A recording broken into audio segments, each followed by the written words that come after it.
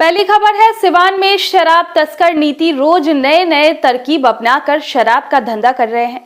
हर दिन यूपी से बिहार में भारी संख्या में शराब लाई जा रही है, जिसमें कई तस्करों की पकड़े जाने की जानकारी आए दिन मिलती रहती है। ऐसे ही एक शराब तस्कर सुर्खियों में है, जो चलता फिरता अपने ऑटो को तहखाना बना रखा था।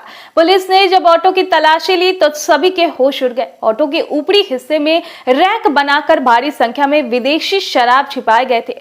पुलिस ने कार्रवाई करते हुए 20 कार्टन अंग्रेजी शराब के साथ तस्कर को गिरफ्तार किया है। पकड़े गए शराब तस्कर की पहचान छपरा जिले के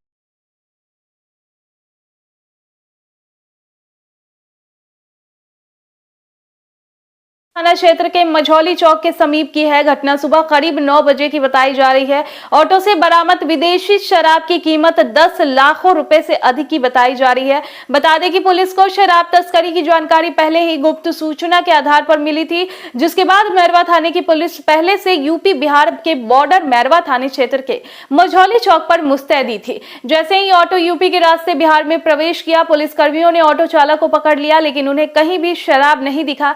काफी खोजबीन के दौरान एक पुलिसकर्मी का नजर ऑटो के ऊपरी हिस्से में बनाई गई रैक पर गई तो सभी के होश उड़ गए। जब उसकी तलाशी ली गई तो भारी मात्रा में विदेशी शराब मिले, जिसके बाद पुलिसकर्मियों ने ऑटो चालक को गिरफ्तार कर लिया।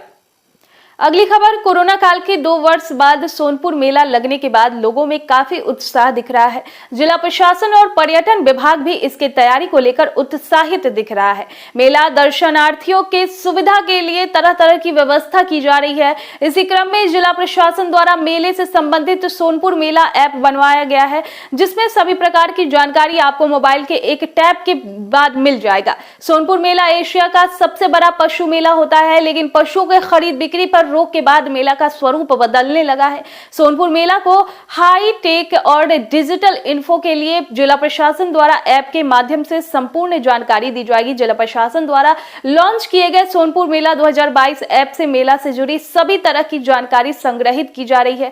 एक ऐप के माध्यम से पूरे 1 महीना चलने वाला इन इवेंट की जानकारी रोजाना के तौर पर मिलेगी। ऐप में मेला डायरेक्शन के माध्यम से आप अपने पास से जरूरत की जगह पर गेट डायरेक्शन के माध्यम से जरूरत की जगह जा सकते हैं। सोनपुर मेला ऐप में मेला से जुड़ी तमाम तरह की जानकारियां उपलब्ध कराई गई है।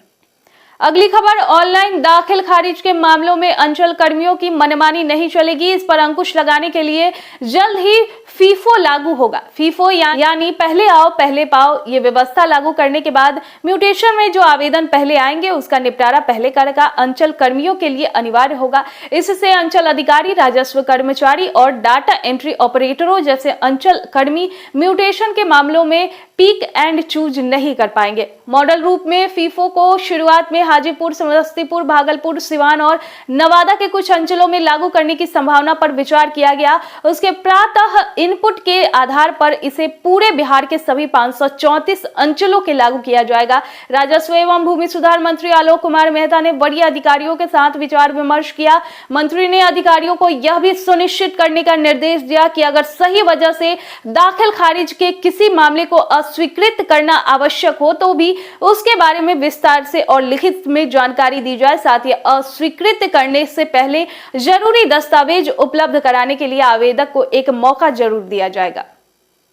अगली खबर, बिहार लोक सेवा आयोग ने असिस्टेंट इंजीनियर यानी बीपीएससी ए परीक्षा 2020 को लेकर अहम नोटिस जारी किया है। बिहार लोक सेवा आयोग ने कहा है कि इस सहायक अभियंता असैनिक लिखित प्रतियोगिता परीक्षा का आयोजन 10 और 11 नवंबर 2022 को किया जा रहा है। आयोग ने कहा कि परीक्षा में उम्मीदवारों को औपबंधित रूप से प्रवेश की अनुमति दी गई है। अभ्यर्थियों की पात्रता के संबंध में अंतिम निर्णय साक्षात्कार के समय आवेदन में अंकित तत्वों की विधिवत जांच सत्यापन के पश्चात किया जा सकेगा। उम्मीदवारों की परीक्षा केंद्र पर परीक्षा प्रारंभ होने से 2 घंटा पूर्व सुबह 8 बजे पहुंचना होगा। परीक्षा केंद्र पर 9 बजे तक ही प्रवेश दिया जाएगा। सभी परीक्षार्थी दोपहर 2 बजे के बाद ही परीक्षा केंद्र छोड़ सकेंगे। आवेदन में दिए गए तथ्य किसी वक्त जांच में गड़बड़ पाए जाने पर उम्मीदवार की उम्मीदवारी रद्द की जा सकती है। साथ ही भविष्य में उम्मीदवार को आयोग की परीक्षाओं में भाग लेने से वंचित किया जा सकता है।